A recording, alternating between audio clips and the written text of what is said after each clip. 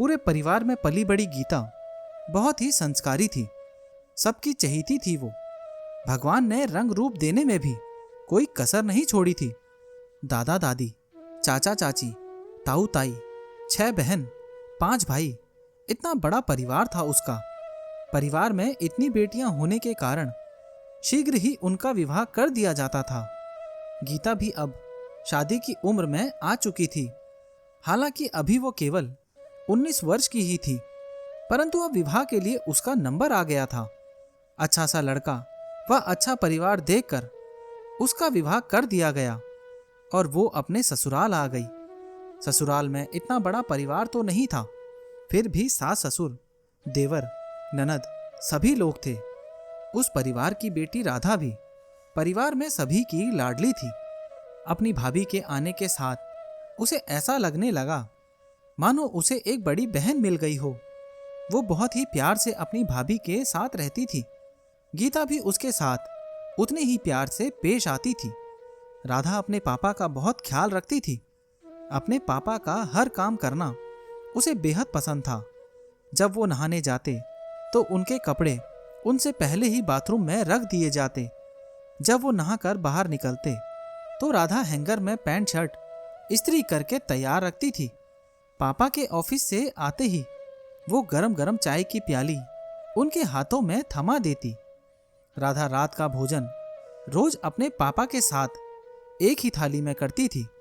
राधा भी अब तक विवाह के योग्य हो चुकी थी और कुछ ही दिनों में उसका भी रिश्ता तय हो गया। अब राधा डोली में बैठकर विदा हो जाएगी। ये सोचकर रमाकांत की आंखों में गम के बादल ऐसे छा गए कि वो चाहकर भी उन्हें बरसने से रोक नहीं पाते थे। उन्हें लगता था कि राधा के जाने के बाद घर कितना सूना हो जाएगा। उनका इतना ख्याल कौन रखेगा? वो उसके बिना कैसे रह पाएंगे? ये सभी ख्याल उनकी रातों की नींद उड़ा चुके थे।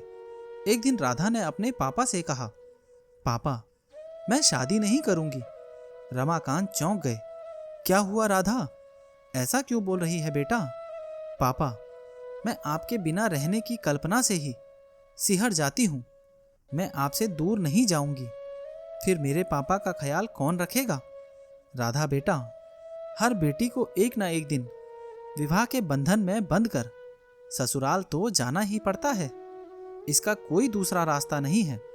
आखिरकार राधा का विवाह संपन्न हो गया। विदाई के समय राधा जब भी अपने पापा की तरफ आंख उठाकर देखती, उनकी आंखें बिना बोले ही सब कुछ कह देती। एक दूसरे के दिल की धड़कनों को पहचानने वाले पिता और बेटी एक दूसरे के मन में उठे हुए तूफान को जाते वक्त राधा अपने पापा से लिपट कर फूट फूट कर रो रही थी। रमाकांत भी अपने आंसुओं को रोक ना पाए। आखिरकार राधा अपने पति के साथ ससुराल के लिए विदा हो गई। घर शांत और सूना हो गया। पूरी रात बीत गई। दूसरे दिन सुबह रमाकांत जब नहाने गए तो उनके कपड़े हर रोज की तरह ही उन्हें बाथरूम के अंदर मिले। वो हैरान थे। नहाकर जब वो बाहर निकले तब पैंट शर्ट का जोड़ा इस्त्री किया हुआ हैंगर पर लटका उनका इंतजार कर रहा था। जब शाम को वो वापस लौटे तब उनकी बहू गीता राधा की तरह चाय का प्याला पानी के गिलास के साथ लेकर आई। गीता की तरफ देखकर रमाकांत को उसमें अपनी बेटी राधा का अक्ष दिखाई देने लगा। उन्हें ऐसा महसूस हो रहा था मानो उनके समक्ष राधा ही खड़ी है। रमाकांत की आंखों में उस वक्त खुशी के आंसू छलक आए। उनकी पत्नी चंपा ये दृश्य देखकर फूली नहीं समा रही थी। अपनी बहू पर उन्हें भी नाज हो रहा था। उसने अपने पति से कहा, एक बेटी गई लेकिन दूसरी हमारे पास हमेशा के लिए आ गई। रात में भोजन का समय हो गया। सभी लोग भोजन करने बैठ गए। तब गीता को आवाज आई, गीता बेटा आ जाओ, हम दोनों एक साथ एक ही थाली में खाना खाएंगे। गीता आश्चर्यचकित रह गई। वो आई और अपने पति के पास बैठ गई। रमाकांत ने अपनी थाली से एक रोटी का पहला कौर उठाकर अपने हाथों से प्यार के साथ उसे खिलाया और कहा, गीता बेटा, आज से हम दोनों हर रोज एक साथ खाना खाएंगे। मैं नहीं जानता था कि मेरी एक बेटी विदा हो गई, लेकिन दूसरी बेटी तो मेरे पास है। गीता ने खुश होकर कहा, हाँ पापा, अब से हम दोनों रोज साथ खाना खाएंगे। इतना कहकर गीता सोच रही थी, कौन कहता है बेटी विदा होकर ससुराल जाती है। मुझे तो ऐसा लगा कि बेटी एक मायके से विदा होकर दूसरे मायके ही आती है, जहां बहन भाई और माता पिता मिल जाते हैं। कुछ दिनों के बाद राधा पग फेरे के लिए वापस आई। शाम का वक्त था। वो अपनी ससुराल की सारी बातें सबको बता रही थी। तभी उसके पापा आए और उनके आते ही राधा ने देखा कि उसी की तरह गीता चाय का प्याला और पानी का गिलास लेकर आई और उनके पापा ने प्यार से गीता के हाथ से चाय ले ली। राधा देखकर मन ही मन खुश हो रही थी। रात के भोजन के समय वो अपने पापा के पास आकर बैठ गई। तभी उसके पापा ने आवाज लगाई, गीता बेटा आ जाओ।